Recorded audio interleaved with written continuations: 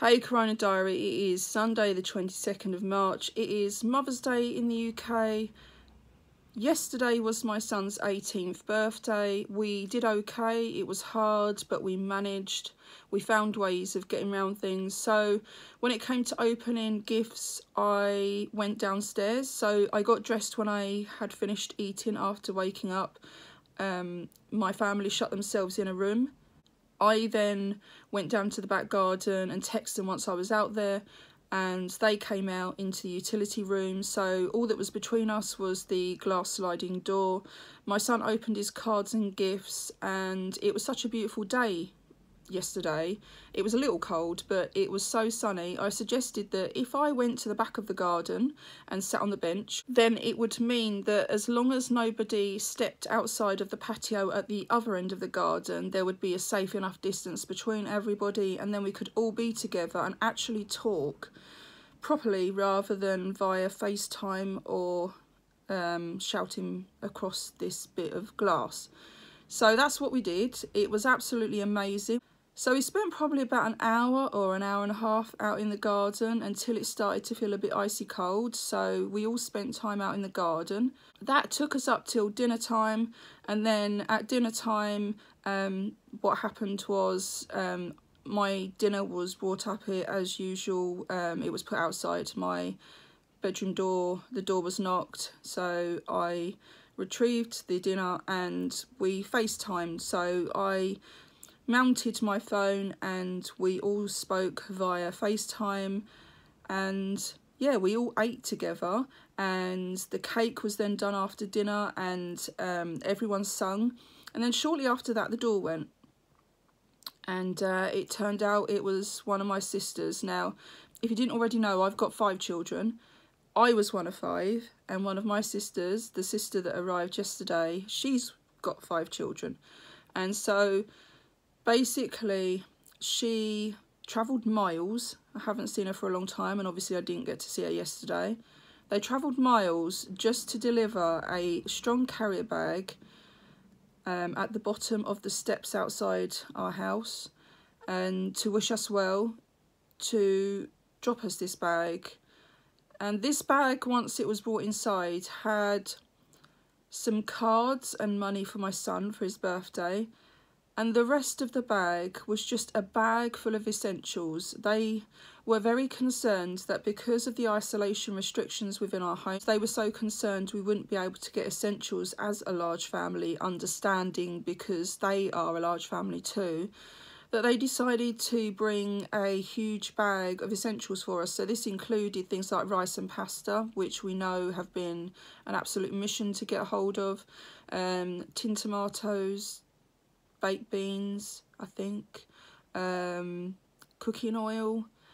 And it was just such a thoughtful gesture, and that really did choke me up. It made my eyes a little bit watery, and I was a bit of an emotional mess at that point. I think I managed throughout the day until that point, when my sister brought her whole family, or her husband drove, but they, as a whole family of 7, came miles and miles in the car just to bring us a bag of essentials. So that was absolutely amazing. And if you're watching, Sophie, I don't think thank you comes close. So yeah, we really genuinely appreciated what you did for us. That was an incredibly amazing gesture, and it was very well appreciated by absolutely all of us.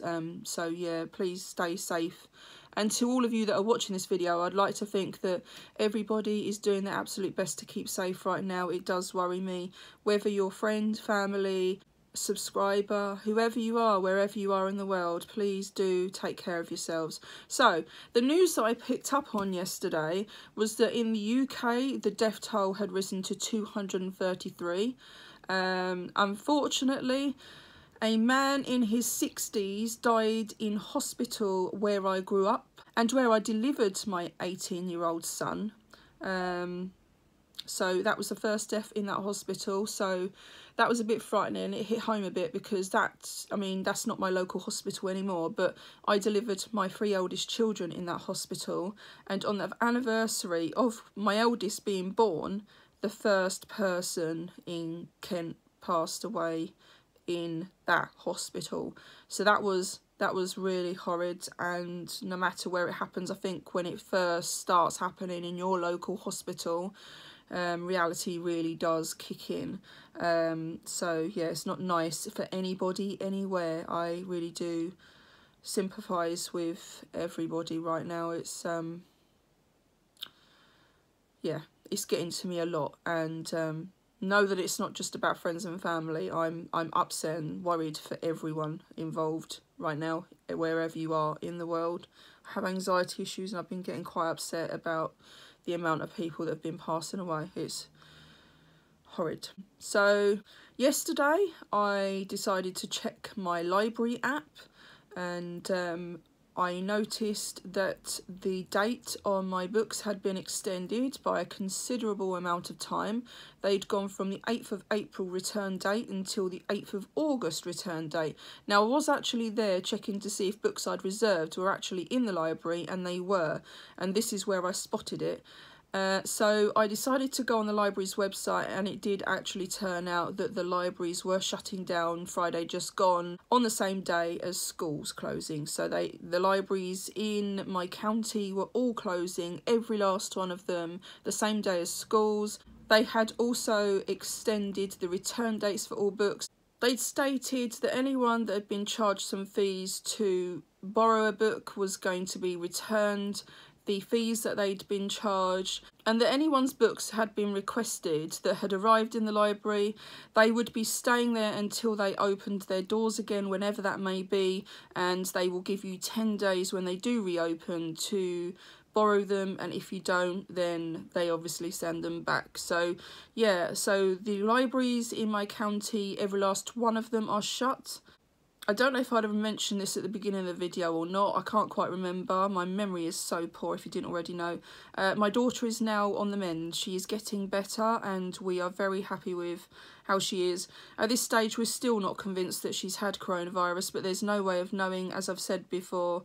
We also saw that the NHS boss said we should be ashamed as a country as government reveals £1 billion more extra food being bought in just 3 weeks. And when I saw that, I was shocked, but shocked and not, because obviously it was going to be high with the state of the country and the way things are going. I have heard that not everywhere in the country is bare in the shops like we are. I think most of the country's like it, but there are areas where people haven't been this way, and yeah, I'm starting to worry, because as I've said before, we are a family of 7, and usually we do a week's worth of shopping at a time, and that does entail 3 trips to town a week. When you're being told that you're only allowed 3 of something, if you think of things like bread, as a family of 7, as you can imagine, we get through a lot of bread. We use a loaf a day, and that's because 7 of us having sandwiches and then toast for breakfast, it disappears, unfortunately. So yeah, when you're only allowed to get 3 loaves of bread at a time, you really, like in these circumstances, want to be going out once a week instead of 2 or 3 times, and just sending the strongest people to get as much as they can for that week. And now, so although the government don't want you to be outside too much, with families like us, you're forced into still doing what you would ordinarily do, because you can't physically pick up enough for the week in one go, which is quite upsetting, because it is scary every time anyone leaves the house. And yeah, I'm sure many of you are encountering exactly the same issues, and understanding how scary it is when your loved ones do leave the house, whether they're going to work, hospital, whatever it is they're doing. It's frightening when someone you love steps foot outside the front door for whatever the reason right now. I saw that John Lewis and New Look were closing. John Lewis were to shut tomorrow, being Monday, temporarily, and that's all it said. And New Look, the clothing line, were closing yesterday, but remaining online. So many shops will close, I'd imagine, but they will remain as an online service. So if you still want to purchase things, then you will be able to go ahead and do that online.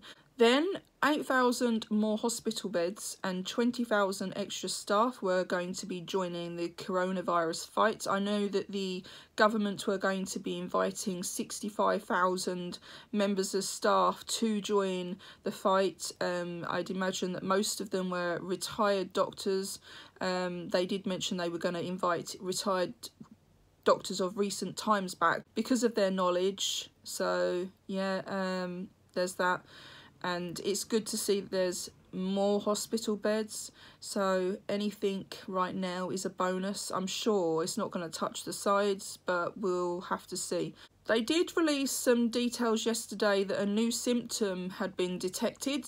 They were asking you to self-isolate if you developed a loss of sense of smell or taste or both. Some people are having milder symptoms. Some people it's going undetected other than loss of sense of smell or taste. Once again, they figured out that this seems to be a symptom. So you are to self-isolate for those 14 days if you notice that too. So that's quite an important one, and I don't know how many people are aware of that.